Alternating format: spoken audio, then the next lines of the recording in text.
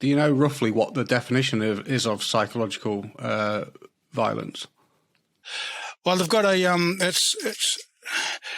it's the perception of the applicant, and it's I don't know what section those words are, but from threatening behaviour, if the applicant perceives it to be threatening behaviour, and it could just be raising your voice. Just in an everyday situation in any household,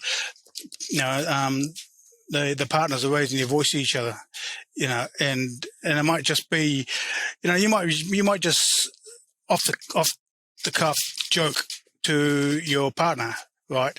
And it's funny, and she thinks it's funny, but the next day something happens at work, and she's not in a good mood, and you say the same thing in the same way, but this time around it's not funny, right? And she'll just say, no, cut it out. It's not funny.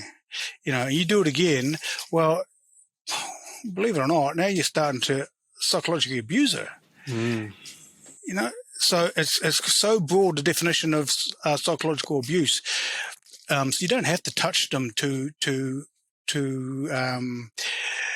have committed domestic violence or family violence on each other.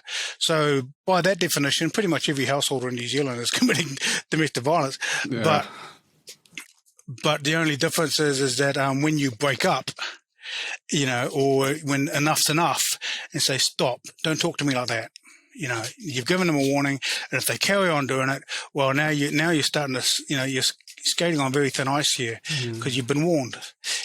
Just watch your words. But if there's a pattern there, well, now it's just a simple filling in a form for domestic violence, and it's done. It's that easy. It changes your life forever.